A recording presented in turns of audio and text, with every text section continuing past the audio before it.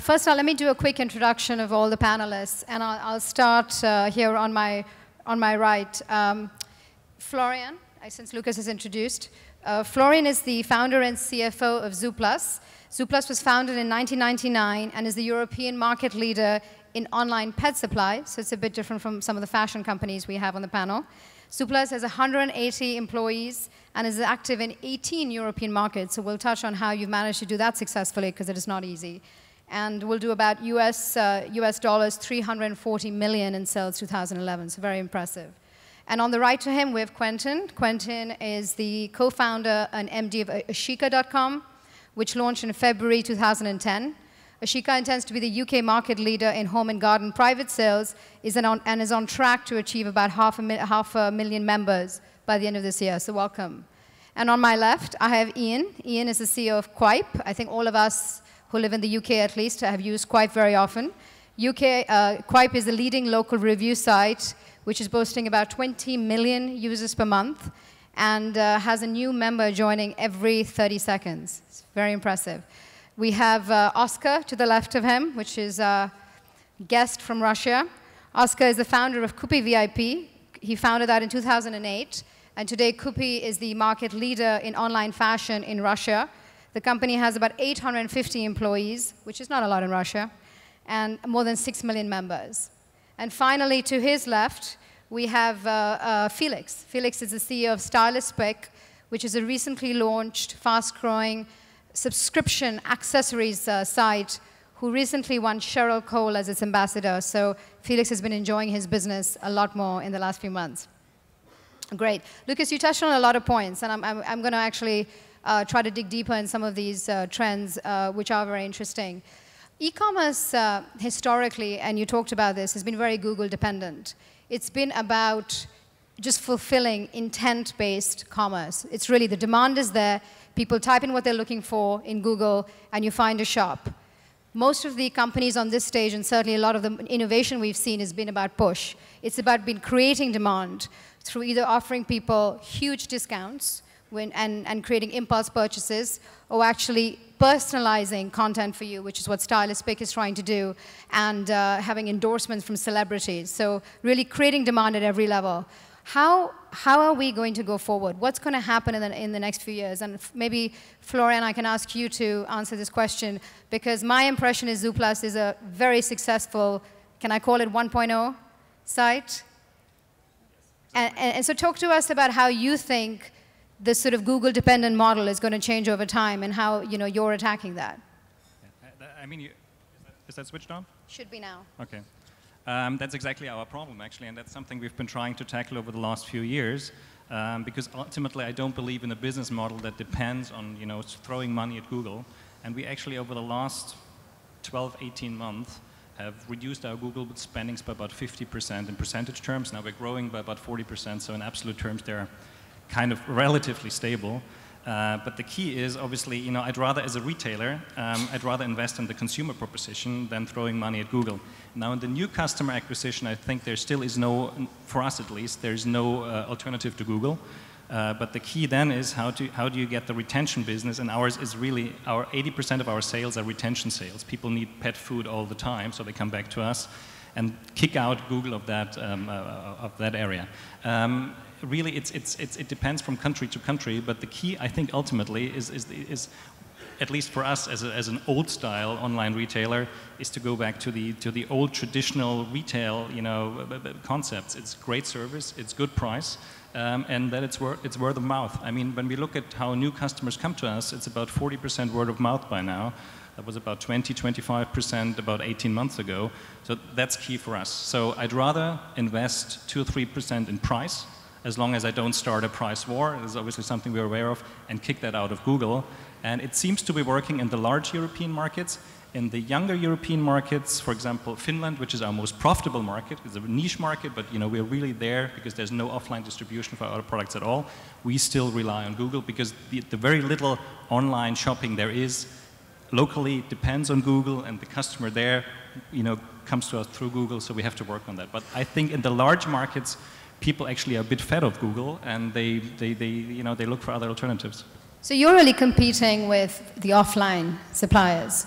So just fast forward 5 years, do you think that your current strategy will be just about the existing customer base and retention? Do you think social does not apply to online pet supplies? I mean, how do you think about where the market's going? Because you're a public company, and so you have to deliver very repeatable earnings every quarter. Yes. Well, for us, actually, we are in a roughly 12 billion industry, and we foresee that within 3 to 4 years we'll be actually the largest player European-wide on and offline in the industry. Right now we're the number 3, but in absolute terms we're growing faster than the 2 other leading players. There's one in Germany, one in the UK. Well, for us, really, we still see that we depend on getting people from the offline world into the online world. And actually, that's a bit of a disappointment. And in fashion, I think it's totally different. That the worst campaigns we've ever had were those, which were content-driven, which were Facebook-driven. You have to picture our typical customer as a family, young and established families. They want to save the hassle of going to a pet supermarket on a Saturday morning. They look for a good deal, but they're probably not the younger. They're probably not the more innovative, people. They're, value conservative, I would say. And we are addressing them through our own social networks, where they can basically interact on our page. But this is really a minority. The key for us really still is convenience, good pricing, and making sure the stuff gets to the customer. From a long-term perspective, obviously, we do not neglect these effects. We do mobile, we do Facebook as long as it makes sense for us, but only as long as it makes sense, and the customer acquisition cost and the retention cost is acceptable. We don't see that in our industry, but I think the more we move forward, the more we see these developments from fashion, for example, with us as well. But we're talking about pet supplies. It's a very conservative area. Thank you. It's very helpful. Oskar, so Russians spend more time online on social networks than any other country. How have you built your business? How have you acquired consumers? How important is social for you? What do you think of social versus Yandex and Google in search? Yes, so we are fortunate enough that we don't depend on Google and Facebook at all. So we don't even use this word so often. But we depend on Yandex and Russian social networks. But the situation is that in Russia there's really 4 social networks working. It's Odnoklassniki, VKontakte, Moimir, and Facebook. So all of the 4 acquired very large user bases. And since they compete, they give us good deals. They are not acting very arrogant towards companies. So we have been lucky that we were able to work with them together very well. And the same for search, where Yandex and Google compete. The click prices are much lower than in Europe, and because there's a competition, there's no dominance, so it's a better situation for the market. So we have been doing very much the same, working with social networks. We acquired a very large proportion of our member base using social networks, using intelligent cooperation with the social network, viral events inside, and we also have our application inside of the biggest social network in Russia, Odnoklassniki, where we have a shopping club fully inside that has now also 4 million members inside the social network. But what we found is that it's quite early for people to actually transact on the social network, where they prefer to go to the site and do the transaction on Kupi VIP. But overall, we had not big, I cannot say anything negative about using search and social network and a lot of other channels. We have used about 25 big channels to get our members, and we continue to do so. We have no dependence on a single channel. So we don't think about this so much in Russia. What is much more important for us is behind the screen. In Russia, the key success driver for e-commerce is not on screen, it's behind the screen. The winners will not be the people who build the most beautiful site with the most beautiful buttons, but the people who build a significant e-commerce infrastructure. And it's not business models competing, it's back-ends competing, warehouse infrastructure, delivery infrastructure, customer service infrastructure. This all requires very big dedication to the market and energy to build it. So in Russia, I would say it's not business models competing. A lot of the things that people discuss in Europe, in Russia it's entrepreneurs competing and back-ends competing, who has the highest energy to build the fundamentals of e-commerce. And this is what we are doing basically. It's very helpful, thank you. So, Lucas, let me just dig a little bit, because you sort of had probably one of the most successful usages of social, if you will. And in many ways, social is everything new and nothing new. I mean, Amazon did recommendations and reviews from 95 and 97, so not a lot has changed. But of course, we all talk about social a lot. You're seeing a lot of growth from your Facebook fan pages, and it's great customer acquisition. But do we really think this is a nice to have? Or is it fundamentally going to impact the unit economics of your business? E-commerce is all about margins. Do you really think doing social properly 5 years from now means it's a fundamentally more profitable, more durable business? Or is it just sort of a nice feature to make things less frictionless? There you go. Well, I think that social commerce or social network is one more of the many small things that you need to master once you compete in a more consolidated and mature market in order to fine-tune and get the most value of your customers. I mean, you can live without mobile, but if 10% of transactions are done in the mobile and 20 in the weekends, it's good to have. I mean, you will not want to sacrifice this. If social networks are a better interface to connect to the world and recommend products and refer to other contacts, then why to get stuck to the email if you have a better thing? If, I mean, if it performs in terms of display advertising much more than traditional display advertising in the websites, then why don't you use it? So it's not going to be the key, but it's going to provide significant value to some parts of the value chain that are important when you are in a very, very competitive environment and margins go down. So good to have is the answer. Great, we're going to shift tacks a little bit. I want to talk about Amazon. And Amazon has entered the fashion space. Then they've entered it pretty aggressively with some acquisitions. It's very tough to compete with Amazon. There's 150 million members, 34,000 employees, growing at about 3 times the rate of overall e-commerce. How do people think we are going to compete with Amazon over time? You know, Lucas will talk about competing with them in fashion, but maybe, Florian, you can talk about, how is Amazon in your sector? Do you worry about them at all? Well, Amazon has been active in our sector for 4 or 5 years. Well, I think it's the only real potential competitor, and it's a fantastic company. I totally agree on that.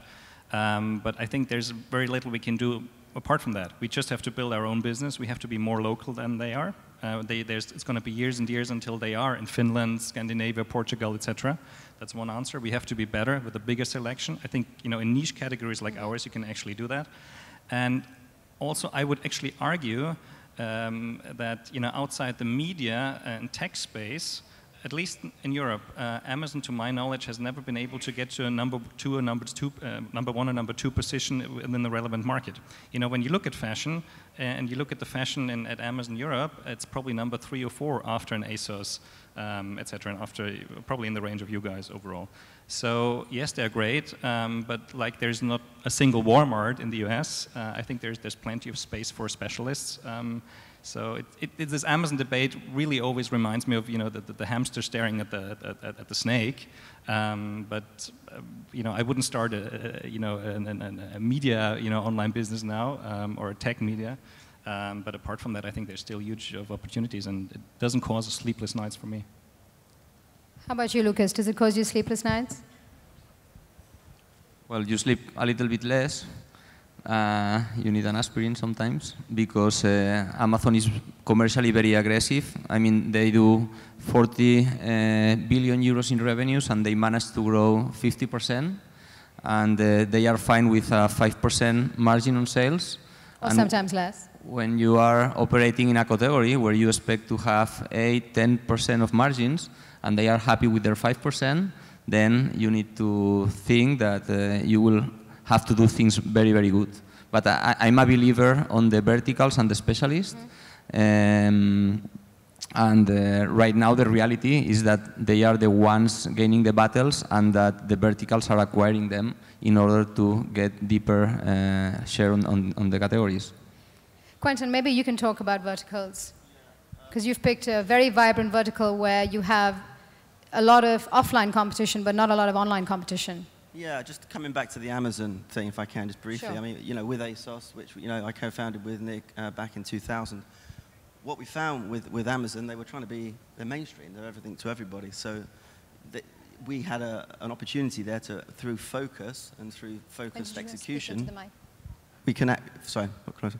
Through focused execution, you can actually, you can differentiate and you can actually, you know, compete with Amazon. Of course, we're not suggesting that we're going to be we're not going to compete with Amazon as a direct competitor, but by carving out little niches and focusing on the execution of the business, you can actually get ahead. And obviously, ASOS had the timing advantage, and with, you know, for example, the catwalk and all the different ways of presenting the product. You know, that's allowed specialists to you know, take a chunk out of Amazon's business. A lot of it's to do with timing, of course, but making sure you've got the timing right and, you know, low competition. So why did you pick the homewares vertical? Yeah, so my big thing is differentiation. So ASOS was celebrity. It wasn't just another fashion retailer. It was celebrity inspired. So Achica is differentiated because everyone in the space, when Will and I set this company up, tend to be focused on fashion. So we were sort of scratching our heads thinking, well, why won't this work outside fashion? So it starts from a differentiated point of view, and then obviously it's all about execution and making sure that you deliver the business as well. But that's really important to me, making sure that you've got a real standout and you get your timing right. Home and garden, massive market, 30 billion in the UK. No one had focused on it. It seemed like the best place to start rather than fashion, which, quite frankly, I'd already done to death anyway. I was quite happy to move on. Not completely done to death. So, Ian, let's talk about mobile and local. You actually don't sell things online, but you've managed to go across Europe and done so very well. And we've talked a lot about mobile and what that does for e-commerce. How is mobile, as it takes online and offline and marries them, how is that impacting your business? And where does Qype sit in perfecting this mobile strategy? That's a good question. Qype, I think one of the big changes for 2011 for Qype has been mobile. If I was asked the question 8 months ago, what percentage of our traffic and reviews come from mobile, I'd have said about 5% or less. Now it's about a third. So the huge growth is on mobile for logical reasons.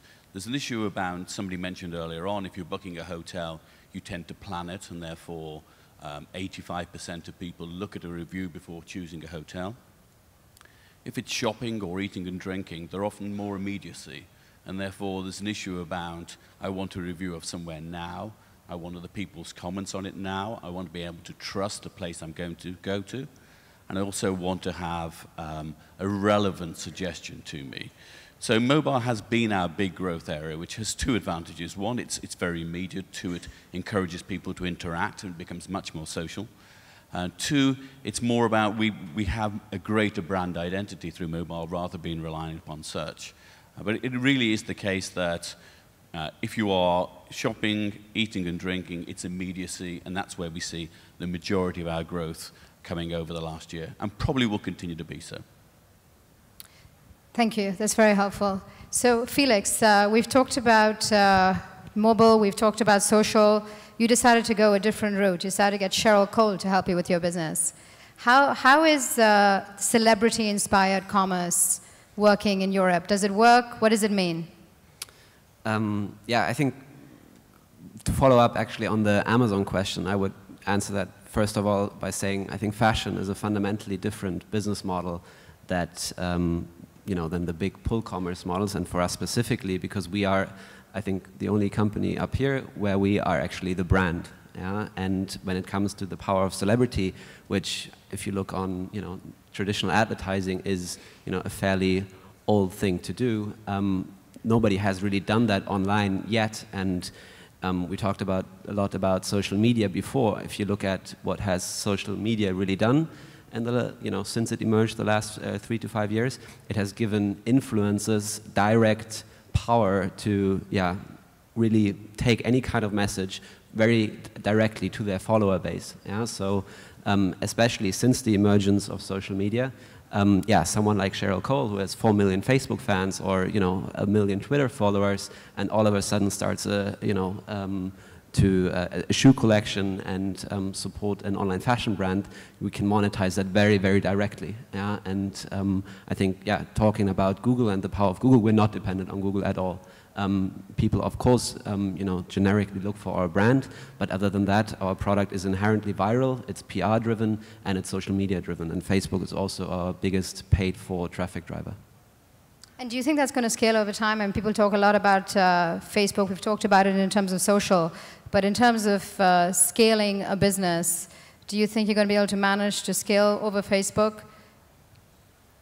We are quite confident that we can, because first of all, cost is still really, really cheap. Display ads on Facebook are by far, I mean, our lowest priced online channel.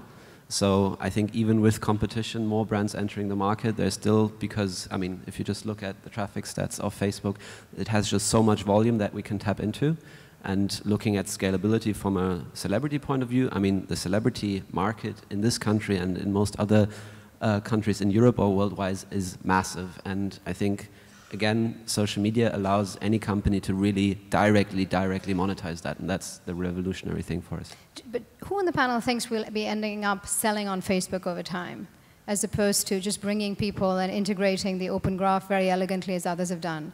So, you know, we've talked about social commerce in terms of customer acquisition, but again, as we're thinking futuristically and how startups will emerge, do we think we're going to see completely different examples of social commerce businesses that are going to really start from creating a shop in Facebook and not taking them somewhere else to a destination site? Who feels like answering that question?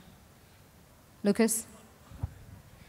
From our point of view, we would rather keep the customer and the transaction on the site. There's a danger that if the transaction happens in Facebook, there's a percentage that's going to have to go to Facebook going forwards. So yeah, I mean, what I would say is it's going to be driven by the customer, of course. That they'll dictate, and if they're spending money and if that's the way they want to behave, then I think retailers have to adapt. But from our point of view, I think certainly with Achica, it's a great way to acquire customers, of course. But you actually want to take the transaction away from the Facebook environment. That's where we're at the moment. You want to, they don't want to. It'll be interesting to watch. Can we talk about, before we open it up here for questions, so please get yourself ready, can we talk about European expansion and how difficult and tricky that is to actually achieve? So I think that Europe is the largest e-commerce market in terms of total dollars. It's, of course, extremely fragmented. Even Amazon has half the market share, and I think you referred to some of this, Florian, in terms of they're kind of not number one, really, in any traditional vertical. What are the tricks? Because there's a lot of companies in this, both in this panel as well as in the audience, who really want to be pan-European commerce leaders, and yet there are very, very few examples. Can some of you share your learnings, how to do that, and what's easy and what's difficult? We operate in 3 markets, and I think that you can approach Europe from a global perspective quite easy, but I don't think that will allow you to grow a business more than 5, maximum 10 million euros in each country. So the approach we did is to localize 100% the businesses, to hire entrepreneurs. This is not cost efficient at all, but it allows to create great teams, great relationship with the brands, and great understanding of the markets. And now that we have multi-local businesses that are bigger than 70 million euros, what we are doing is trying to organize the company so we centralize at the maximum extent all support functions like supply chain, like marketing even, like technology, finance, of course, HR, but leaving into the countries all the knowledge on sourcing, on planning, and on merchandising. So that's from an e-commerce centric. Ian? How have you done it? Which is more of a reviews perspective. So we're now in 12 countries in 8 different languages, and I would echo some of the things that you've said, is if you have a process and a business model that works, then to a certain extent you can just roll it out. However, in every different country, there's a little nuance that you have to adopt, and you have to adapt the business to compensate for that. I think really the way we've done is exactly what you're saying, is we have a model, it works, but we rely upon very local people to adapt it for that particular country. And there are just differences that you see. So in France, we took much longer to monetize than we had in other countries. In Spain, which we launched only a month ago, in terms of having a physical presence there and have people there, very quickly the mobile traffic is now more than 50% in Spain. So if you have a brand and a model that works, then you shouldn't be too distracted by the fact that each of the country is clearly different. But you should have that and roll it out, but listen to local people who day in, day out are hearing from customers. Florian, maybe you can comment on that. And also, if you could, did you ever think about acquiring a company versus just hiring, some great entrepreneurs on the ground? And what are the trade-offs that people in the audience should consider? Quickly about the Europeanization, I think you mentioned it all. We actually left it until 2007 to start the process. We did 50 million in sales in Germany in 2007, then internationalized. Nowadays, this year, more than 250 million. More than half of that is coming from international sales. So it was really key for us to do it. When we tend to go into a new market, and we did that with all the larger international markets now, but also now, we hire entrepreneurial guys, but put them in our headquarters for the first year, 1.5 years. And then they set out, once the markets hit about 5 to 10 million in sales, they set out nationally or internationally in that respect, local sourcing, local look and feel, local content, but we do keep all the central operations centralized. IT, finance, sourcing, also marketing strategy. We do some marketing locally, but the marketing strategy is really international. And then the second part of your question was? No, did you ever consider an acquisition? Exactly. Well, there was never anybody to acquire, really. That was our problem.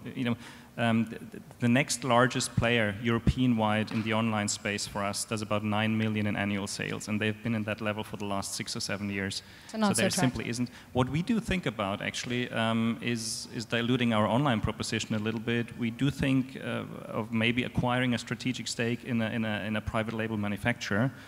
To have really core holdings in the supply chain. That might make sense.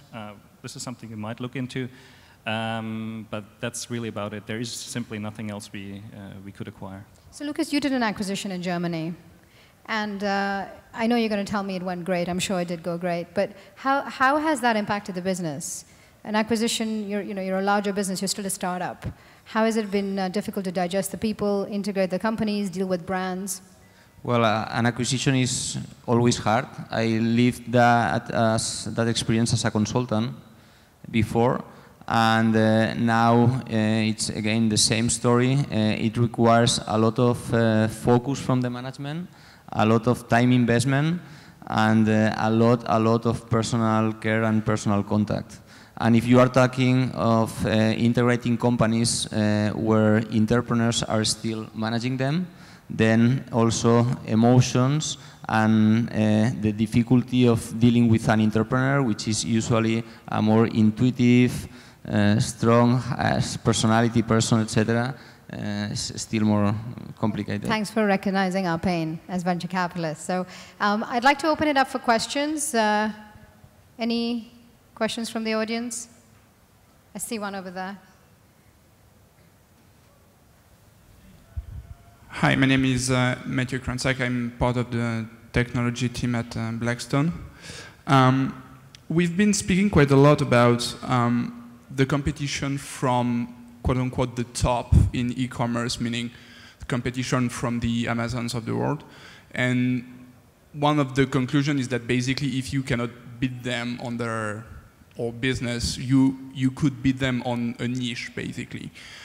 My question is, given the very low cost to enter the market in e-commerce, and especially on some niche, what is the risk to be beaten by another new entrant, which would be even more niche than you, basically. So, for instance, if you are ASOS, you could have plenty of new entrepreneurs taking a niche off of you, meaning a website selling only jeans, for instance. There's a startup I'm thinking of in France called Jeans Homme, and who apparently performs very well. So, and you could always have like a website more focused on a niche off of you, basically. So how do you compete with those guys, and how do you plan to address the risk of the new entrants in e-commerce generally? Who wants to take that? Yep. Quentin? As you mentioned ASOS, I suppose I should probably do that one. It's continual development. Any progressive, forward-thinking startup has to continually evolve, and obviously you look at the competition, your eyes and ears all over the place, and you need to make sure that your proposition and the way you execute is continually revised so that you stay ahead. The only other thing, I suppose, in ASOS's case, we were lucky to have a 4-year head start before everyone really sort of, from 2000 to 2004, there wasn't really another online pure play in fashion. So that gave a massive head start, but I suppose any business that's already got some sort of first mover advantage is always going to, if they're smart and they continue to develop the business wisely, they're always going to have that advantage. But really it's about, as ASOS still do, looking at these new entrants, looking at what they do that's different, and with their huge scale and their huge head start and advantage, make sure they continue to leverage that. I think it's a good question. Ian, maybe you can address it in the mobile space, because there's been a lot of startups and from location-based, how online meets offline, deals. How have you thought about the Yelp's position in reviews and mobile as the mobile ecosystem evolves as fast as it does?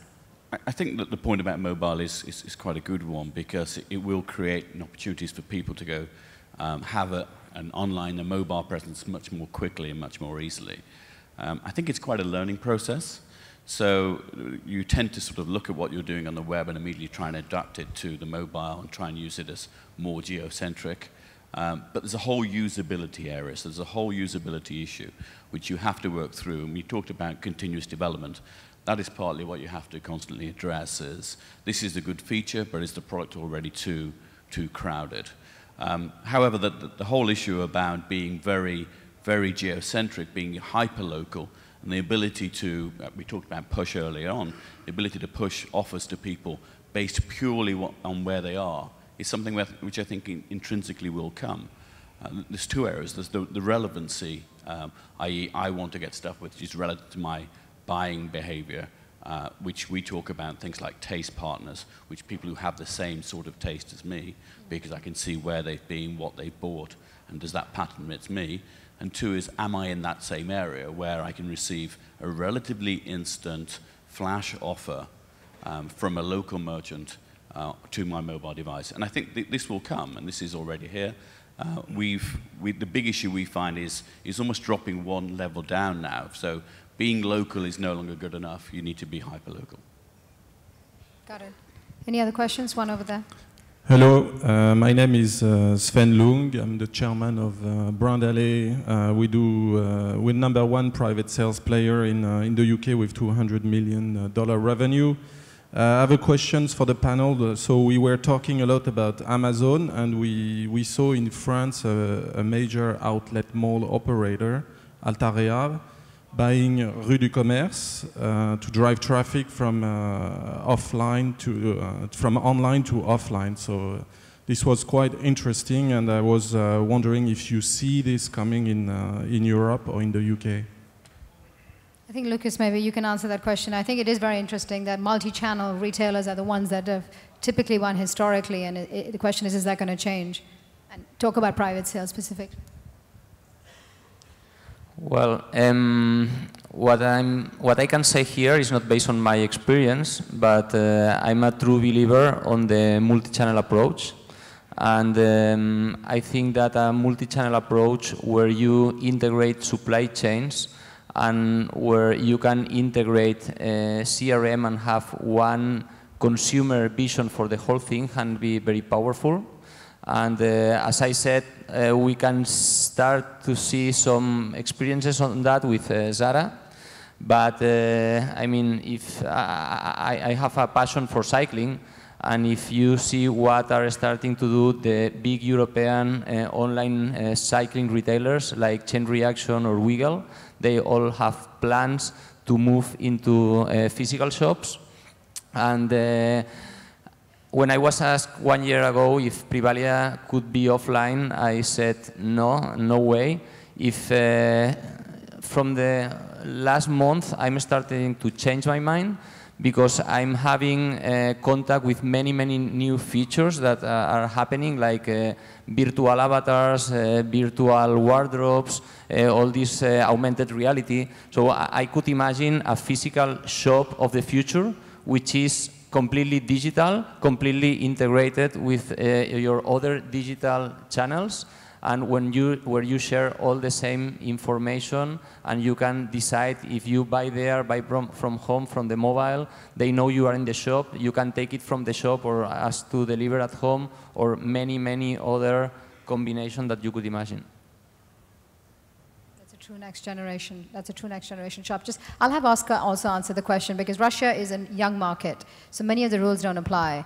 How do you think about e-commerce winning? Is it going to be startup that's going to win, or do you think some of the incumbent offline players who have a lot more capital, and there's a lot of capital in Russia, are they going to end up winning? I think everybody who spends more than half of his day thinking about e-commerce will win.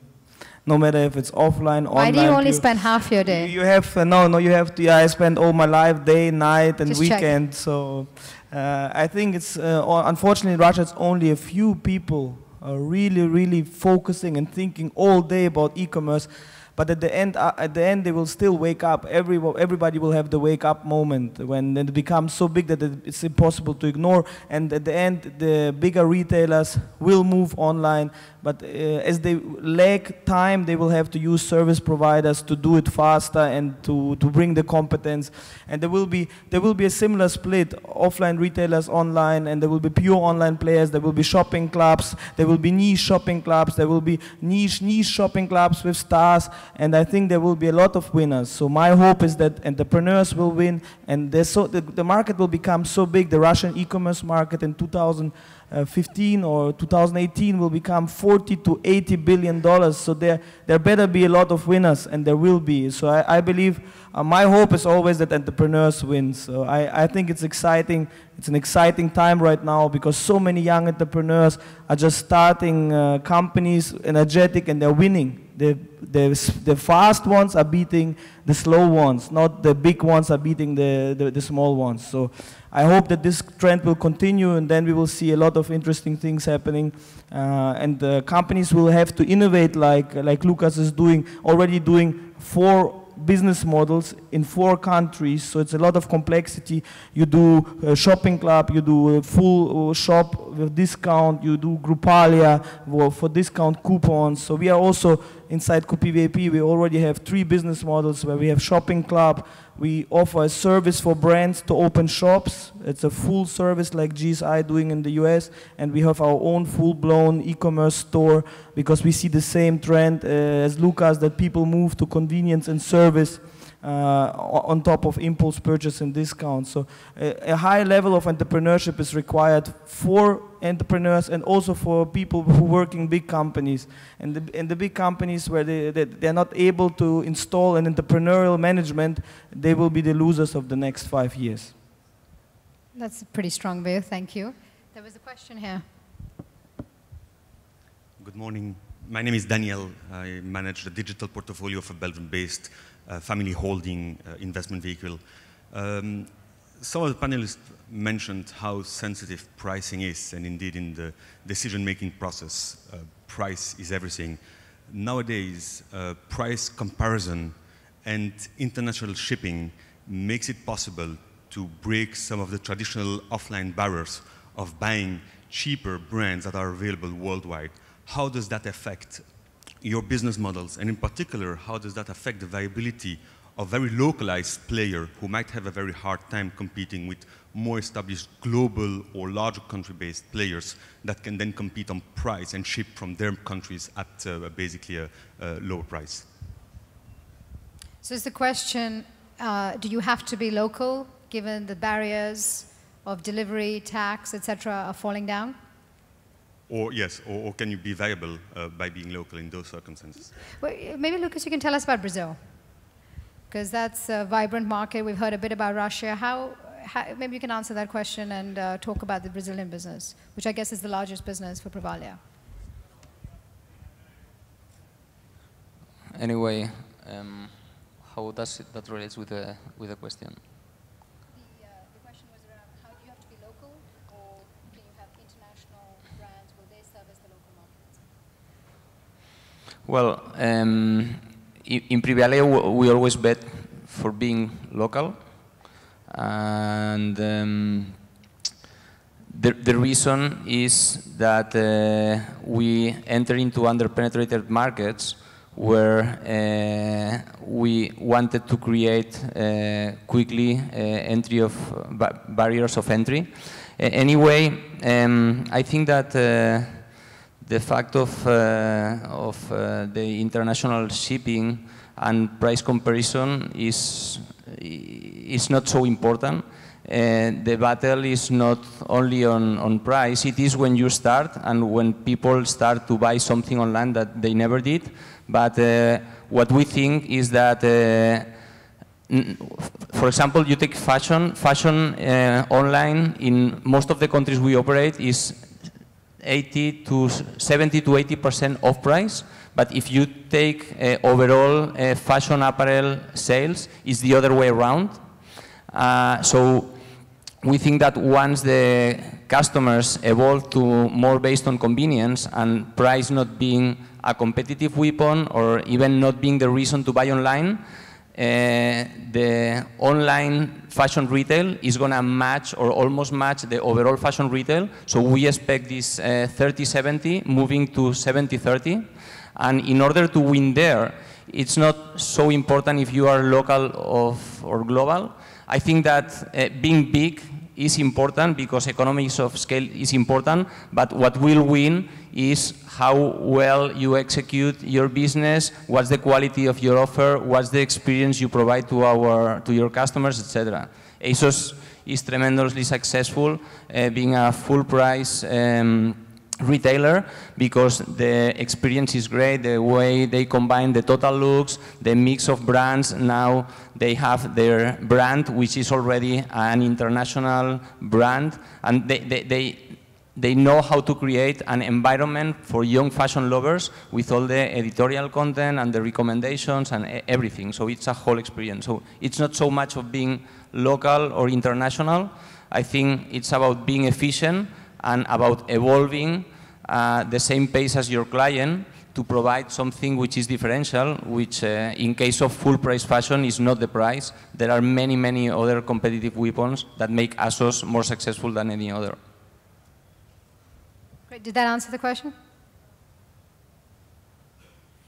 I don't see another question. I'll just hand it at for the end bit to Felix. Felix, we just talked about price and the fact that the world is more transparent now than it ever was, especially with mobile. I mean, I think there's 40% of e-commerce sites are viewed on mobile, while comparison and shopping actually in the store. You're actually selling a product for which there is no price. There is no competitive market. It's because it's celebrity inspired. It's because you're creating a brand.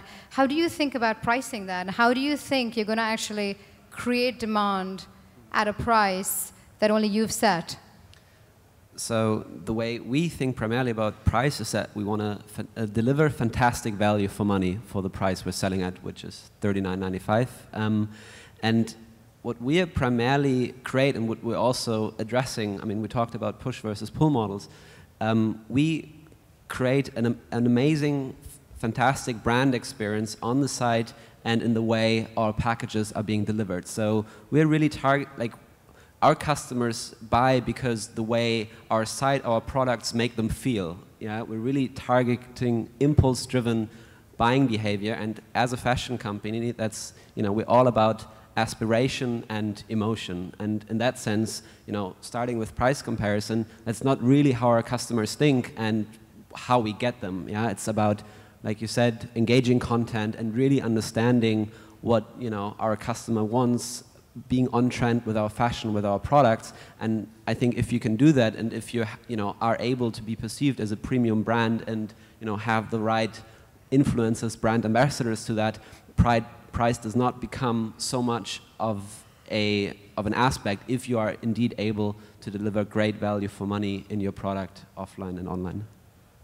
Thank you very much. I just think it's remarkable that we have 3 fashion businesses, or even 4, originally, because Quentin was at ASOS, was started by men. So I don't know what that says, but it's a great observation. So thank you very much for listening to us, and I think we have lunch served outside.